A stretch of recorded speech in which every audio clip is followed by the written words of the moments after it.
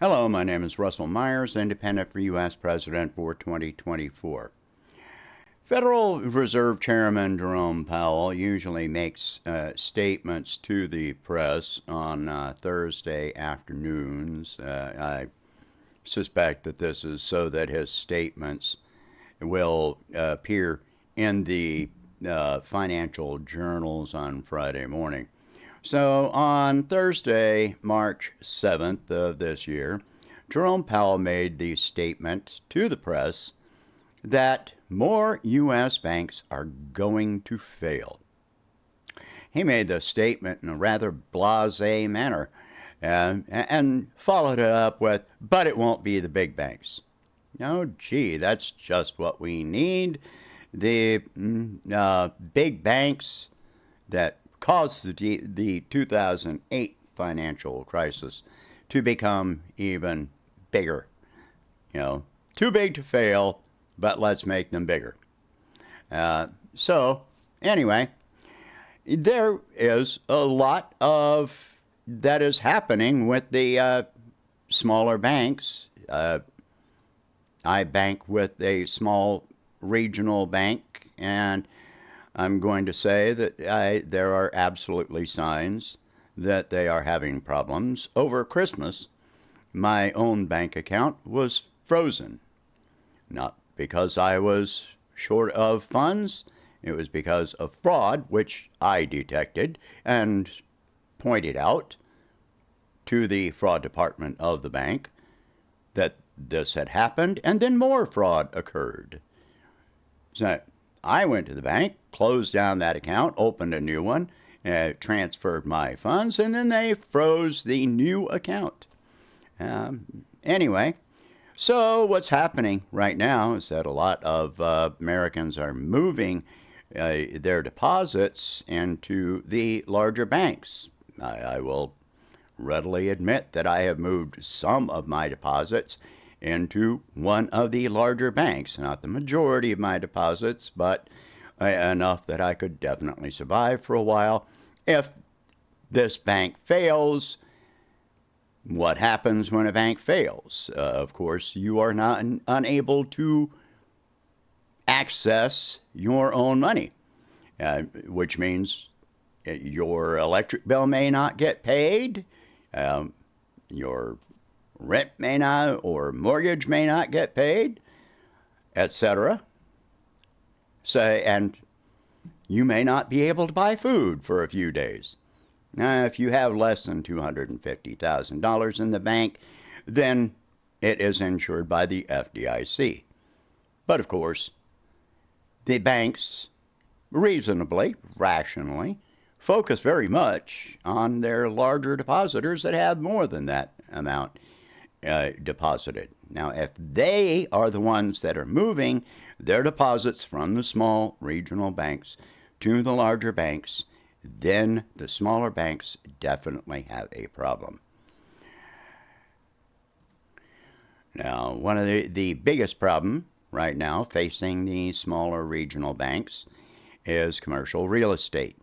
Commercial real estate loans are held by 70% by smaller regional banks, not by the big banks. So, as commercial real estate is in crisis, then the smaller regional banks are also at risk or in crisis. Some other problems here is leveraged debt, and this has turned into a severe crisis. Leveraged debt really shouldn't, basically, to a large degree, shouldn't exist. But I'm going to go into just a few notes here that I've taken. So semi-random here. But current U.S. corporate debt is estimated to be at $13.7 trillion. This does not include non-incorporated small business debt. U.S. consumer debt is estimated to be $17.3 trillion. Global debt has reached $300 trillion, which is a 349% leverage on global GDP, and default rates on leveraged debt are rising above 3%, which equals $9 trillion. January this year saw an increase in leveraged debt in the U.S. to the highest level ever recorded. By definition, leveraged debt is this is copied and pasted. A leveraged loan is a loan that is extended to businesses that, one, already hold short or long-term debt on their books, or two, with a poor credit rating or history. Leveraged loans are significantly riskier than traditional loans, and as such, lenders typically demand a higher interest rate to reflect the greater risk. Basically, if you are already in debt and you take out another loan to pay on your original debt, that's leverage. All right? That's simplification. Defaults on leveraged debt in the U.S. alone was at 1.6% at the end of 2022. At the end of 2023, that increased to 3.04%.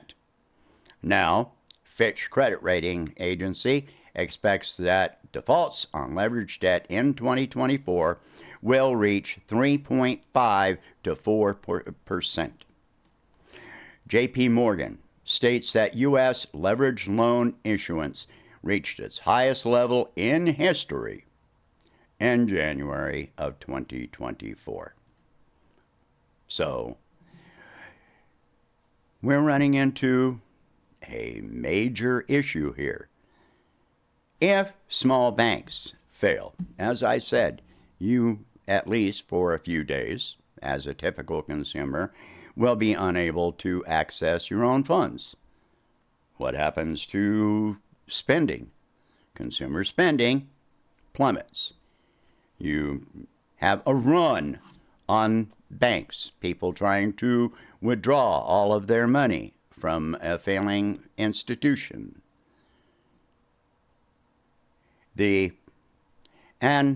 Okay, so let's say you've got over $250,000. Okay, up to $250,000 in that institution is insured by the FDIC. At some point, you will get that amount back, up to $250,000. Above $250,000, what happens to it? Does it just disappear? No. That is where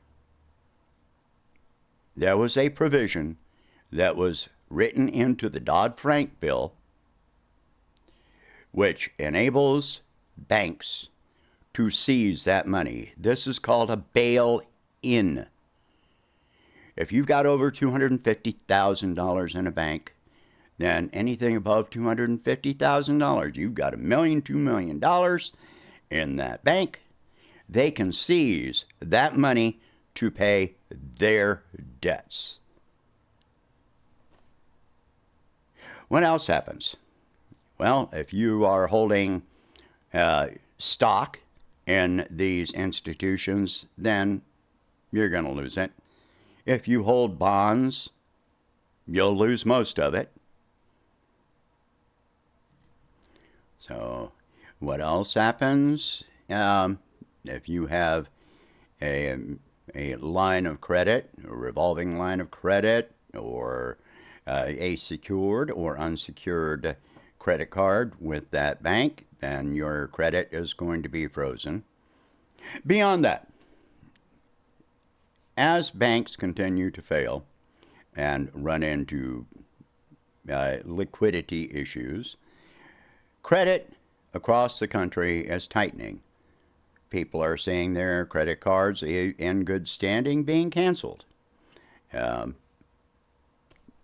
So, this has happened to a lot of people. And there have been news reports out on this, that people are just seeing their credit cards getting canceled on them. which affects their credit rating, which means that if they try to get credit elsewhere, then they're going to pay a higher rate of credit because their prior credit was canceled through no fault of their own. It doesn't matter what their, for the most part, what their payment history is. Just boom, you're thrown into a higher interest rate. Like it or not, there you are. Tightening credit has implications for the ability of small businesses to expand or even function at times. Just not being able, even if you got a good payment history, the banks are going to focus mainly on their big customers. And if you're not one of their big customers, then it's going to be a lot more difficult for you to access credit for your business or even for personal use. So what is being done about this by the current administration? Well, one thing that the current administration is doing is trying to put a cap on overdraft fees, reducing overdraft fees from something like $35 down to $8. Now, if the economy was doing well and the banking system was stable, I would call this a good thing. But this is the wrong time for that step. Now, I've been the subject of overdraft fees some years ago, and I saw how the bank would manipulate my debits from my account. They would hold back the smaller debits and run my biggest charge first, even if the smaller one had been done, enacted a day or two earlier. They would hold that, pass through the larger one, and then deliberately throw me into overdraft and then charge me multiple overdraft fees. So the banks have definitely, for many years, been abusing this. And overdraft fees are a $20 billion revenue stream for the banks on an annual basis, probably more than $20 billion. So this is a big thing, and this should have been done. But this should have been done while the banking system was more stable and smaller banks were not at risk of failing. So, in my view, we need to establish a nationalized banking system. I'm not going to go as far as saying the entire financial system should be nationalized. No. But if you take a look at other countries that have run into financial crises, defaulting on debt, etc., one of the biggest steps that they take to resolving their financial problems is to nationalize the banking system. And they nationalize the entire banking system. What are the benefits to this? Well, all the banking fees, charges, interest payments, etc., wind up going into paying the national debt. Look at our national debt, over $34 trillion. This would help to pay down the national debt. So why are we going to wait? Why should we wait until we actually do wind up defaulting, which a lot of experts believe that the United States government is it's a matter of time before we default on our debt. More and more countries are divesting from U.S. Treasuries as debt. U.S. Treasury, U.S. debt used to be about 45% used to be held by foreign countries, foreign governments. Now that has dropped to 30%. And it's dropping rapidly because they do not feel that we are going to be able to pay this debt, and at some point we will default, and they will just lose that money. The U.S. has defaulted on debt in the past. We have. Believe it or not, you look through history, and we have defaulted on debt in the past. As recently as under George W. Bush, we did default on debt at that time. So why are we going to wait and see this? Our credit rating, our national credit rating, has already been reduced by multiple credit rating agency, international credit rating agencies. Are we going to continue to wait until this gets worse? If we default on debt, the dollar just is completely devalued at that point. You wind up with hyperinflation and business failures. If businesses fail, people get laid off by the millions. If we default on debt, that is what will happen. Millions of people wind up out of work and unable to support themselves. And you can't just keep on printing money when that money is worthless. Look at Weimar Germany. This is what they tried to do. They kept on printing money, and sooner or later they wound up with an inflation rate of 1,000,000%. Do we want that to happen here? I don't. We need stronger steps being taken right now, right this minute, to prevent such an occurrence from happening. But we're watching it like a slow-motion train wreck. Most Americans are not that nervous about it. They may be nervous, but not nervous enough. They think that this is something that's decades down the line when it may be only weeks away. These are things that we have to think about. When the Federal Reserve Chairman is telling you that more banks are going to fail, you need to be listening.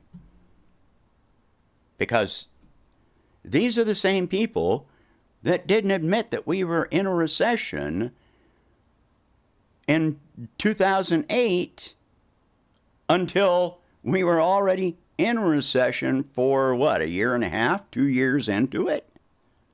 And then they finally admitted it. We have been in a recession. Most of you understand that we are in a recession and have been for several years now. But we keep on redefining what it means to be in recession. And we can't do that. This is having real effects at the ground level. They lie to you about the employment rate, because that does not reflect anybody having a living wage. If I work 1 hour a week at minimum wage, I'm considered employed. So saying the employment rate, no, you can't just listen to that. You can't look at the stock market and think that that reflects the economy. That is a negative feedback mechanism. For the most part, the better the stock market is doing, the worse that Main Street is doing. We need strong leadership. Strong leadership, not crude, adversarial, confrontational, bombastic leadership. We need strong leadership that cares about real people. And that would be me. Share this video. Talk about these subjects. If you can afford it, please donate whatever you can to help expand this campaign, and I will catch you in the next one. Thank you for watching. I hope you have a good day.